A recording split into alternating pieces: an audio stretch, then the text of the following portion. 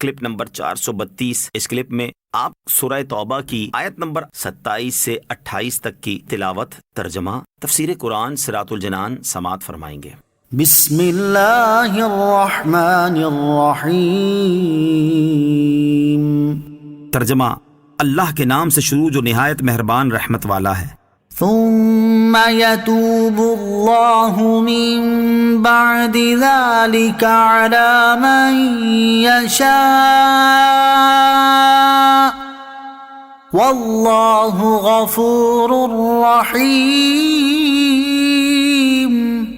ترجمہ، پھر اس کے بعد اللہ جسے چاہے گا توبہ کی توفیق دے گا اور اللہ بخشنے والا مہربان ہے۔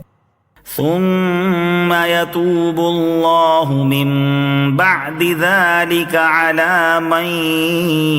يشاء، پھر اس کے بعد اللہ جسے چاہے گا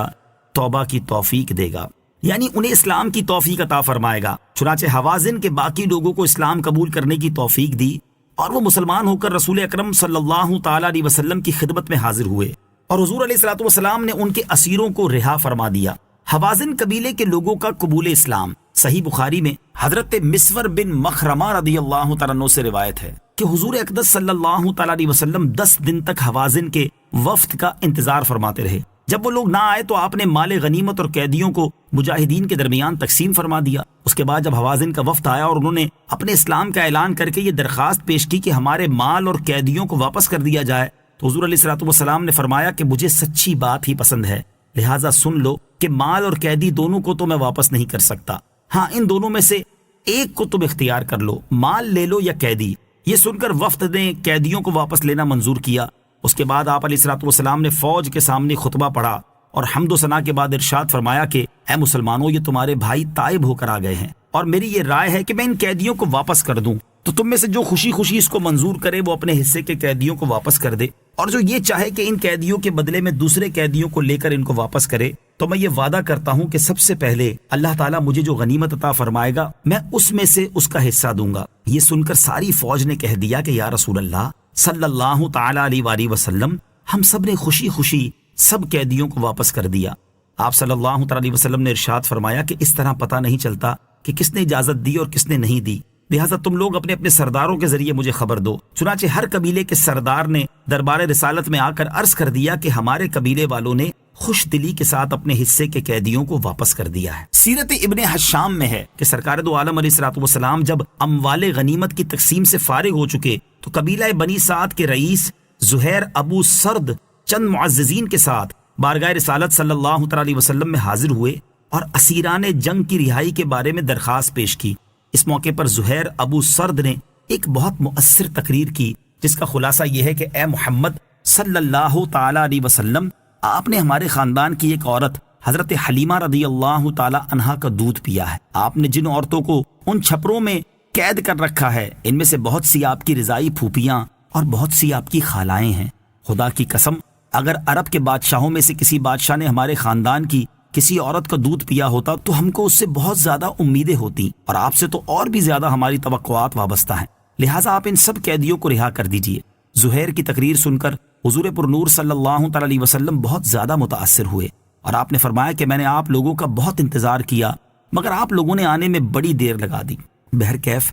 میرے خاندان والوں کے حصے میں جس قدر لونڈی غلام آئے ہیں میں نے ان سب کو آزاد کر دیا، لیکن اب عام رہائی کی صورت یہ ہے کہ نماز کے وقت جب مجمع ہو تو آپ لوگ اپنی درخواست سب کے سامنے پیش کریں۔ چنانچہ نماز ظہر کے وقت ان لوگوں نے یہ درخواست مجمع کے سامنے پیش کی، اور حضور اقدس صلی اللہ تعالی علیہ وسلم نے مجمع کے سامنے یہ ارشاد فرمایا کہ مجھ کو صرف اپنے خاندان والوں پر اختیار ہے، لیکن میں تمام مسلمانوں سے سفارش کرتا ہوں کہ قیدیوں کو رہا کر دیا جائے۔ یہ سن کر تمام انصار و مہاجرین اور دوسرے تمام مجاہدین نے بھی عرض کیا کہ یا رسول اللہ صلی اللہ تعالی علیہ وآلہ وسلم، ہمارا حصہ بھی حاضر ہے، آپ ان لوگوں کو بھی آزاد فرما دیں۔ اس طرح دفعتاً 6000 اسیران جنگ کی رہائی ہو گئی۔ نسائی شریف کی روایت میں ہے کہ جب حوازن قبیلے کے لوگوں نے نبی کریم صلی اللہ تعالی علیہ وسلم کی بارگاہ میں اپنے قیدیوں کی رہائی کے بارے میں عرض کی تو آپ نے اپنے خاندان کے حصے میں آنے والی لونڈی غلاموں کو آزاد فرما دیا۔ اس کے بعد ان سے ارشاد فرمایا فَإِذَا صَلَّيْتُ الظُّهْرَ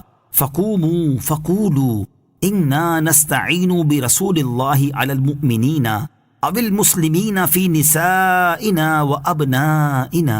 جب میں ظہر کی نماز پڑھوں تو تم سب کھڑے ہو کر یوں کہو ہم اللہ کے رسول کے وسیلے سے مسلمانوں سے اپنی عورتوں اور بچوں میں مدد چاہتے ہیں۔ اس سے معلوم ہوا کہ استعانت کا لفظ اللہ تعالیٰ کے لیے ہی خاص نہیں، بلکہ یہ لفظ اللہ تعالیٰ کے نیک بندوں کے لیے بھی استعمال ہو سکتا ہے۔ يا أيها الذين آمنوا إنما المشركون نجس فلا يقربوا المسجد الحرام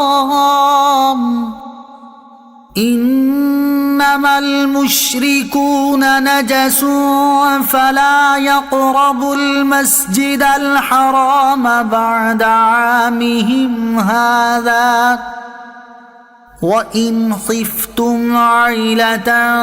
فسوف يغنيكم الله من فضله